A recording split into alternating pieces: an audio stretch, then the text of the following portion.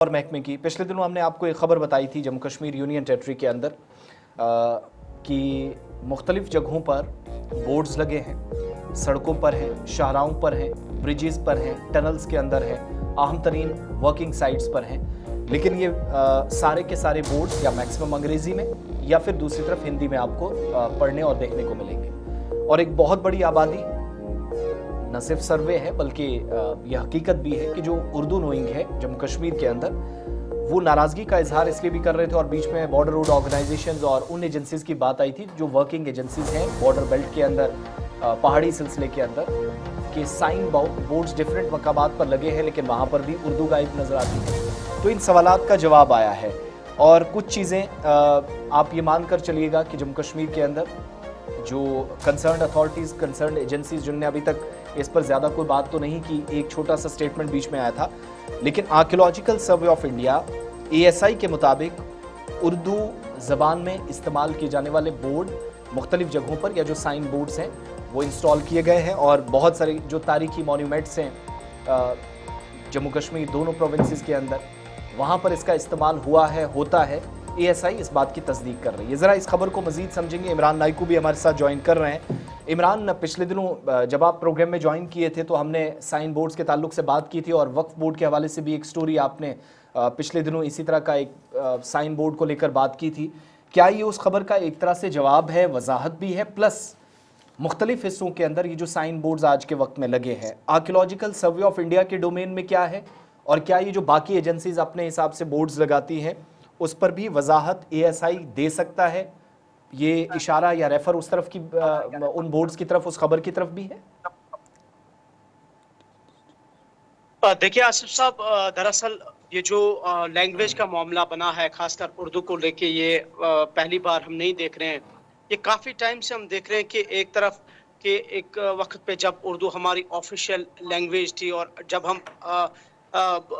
तारीख की तरफ देखते हैं 1869 1880 में, जब उस जी वक्त महाराजा ने उर्दू को बाज़ाब्ता तौर पर स्टेट ऑफिशियल लैंग्वेज करार दी थी। हालांकि यहाँ ये ब्रिटिश प्रिंसिपल स्टेट थी उससे पहले, और उन्होंने पर्शियन को रिप्लेस किया था। लेकिन उसके बाद over the period of time, यहाँ आप चाहे रेवेन्यू रिकॉर्ड्स में देखें, आप चाहे जुडिशरी में देखें, बाकी डिपार्टमेंट्स में देखें, तो उर्दू हमारी ऑफिशियल लैंग्वेज के साथ साथ ये हमारी कल्चरल लेगेसी और कल्चरल और हेरिटेज का एक अहम हिस्सा रहा है और अभी तक भी रहा है। और लेकिन कुछ सालों से हम देख रहे हैं कि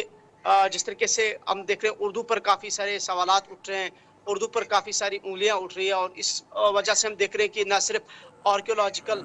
सर्वे की जो साइट्स हैं उन पर नजरें टिकी हुई है, बल्कि गवर्नमेंट के बाकी जो डिपार्टमेंट्स हैं जिनका भी आपने जिक्र किया कि दरगाह आलिया जो है श्रीनगर में, जी वहां पे भी हमने देखा था कि जो साइन बोर्ड्स लगे हैं उस पे हमने ये खबर की थी कि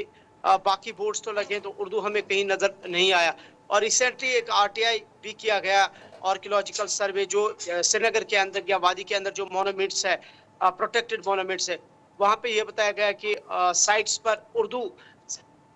नहीं लगाए गए हैं, इंस्टॉल किए गए हैं। और उसका हालांकि रेस्पॉन्स आया है उस RTI का, और 56 जम्मू कश्मीर में आर्कियोलॉजिकल सर्वे ऑफ इंडिया की साइट्स है, प्रोटेक्टेड जो मोनूमेंट्स है, और उन पे ये कहा गया कि हर जगह पर इंग्लिश, उर्दू और हिंदी के जो साइन बोर्ड्स है वो लगाए गए हैं लोगों के, जो जिस मकसद के लिए वो इंस्टॉल किए गए हैं। बैर के अब रिसेंट जो नायब तहसीलदार का मामला बना और लास्ट पे कैट के अंदर, हालांकि बीजेपी ने काफ़ी तनकीद की और ये कहा कि ज़रूरी नहीं है कि जो उर्दू नहीं जानते कि वो इस एग्ज़ाम के लिए एलिजिबल हो सकते हैं। और कैट में मसला चला गया, उसके बाद उसमें जजमेंट आई और उर्दू को नायब तहसीलदार के एग्जाम से जो है रिमूव किया गया। उसके बाद हमने देखा बीजेपी ने किस तरीके से जश्न मनाया। सो ओवरऑल हम देख रहे हैं कि ये एक ऐसी लैंग्वेज है जिस पर सवालात उठ रहे हैं। हालांकि दोबारा से मैं कह रहा हूँ कि ये एक कल्चरल, ये एक हेरिटेज है जहाँ तक जम्मू कश्मीर का ताल्लुक है, खासकर जी का। और जहाँ तक बाकी डिपार्टमेंट्स का ताल्लुक है, चाहे वो आर्कियोलॉजिकल, तो उनका तो बेसिक जो उनका डोमेन है वो यही है कि जो मोनूमेंट्स है, जो साइट्स है, उनको प्रोटेक्ट करना, उनको प्रिजर्व करना, उनकी रिसर्च वहाँ पे करना, खासकर जो कल्चरल हेरिटेज साइट्स हैं, और साथ साथ जहाँ पे उनके प्रोटेक्टेड साइट्स है वहाँ पे साइन बोर्ड्स लाजमी है, और वो साइन बोर्ड्स भी किस लैंग्वेज में है वो अवाम दरअसल उस चीज़ का मुशाहिदा करते हैं, उस चीज़ को देखते हैं। और कहीं ये पाया गया है कि शायद उर्दू नहीं है, लेकिन उसका उन्होंने जवाब दिया है कि जितनी भी साइट्स है वहाँ पे इंग्लिश में भी, उर्दू में भी और हिंदी में भी साइन बोर्ड्स लगे हैं। और बीआरओ ने रिसेंटली इंस्टॉल किए, उस पे शायद अप्रिशिएट भी किया गया था, हमने उस पे खबर भी चलाई थी। लेकिन ओवरऑल हम देख रहे हैं कि कहीं ना कहीं पॉइंट ऑफ डिस्कशन है उर्दू दोबारा से, जब से हम देख रहे हैं कि चाहे वो नायब तहसीलदार का मामला हो, चाहे वो किसी और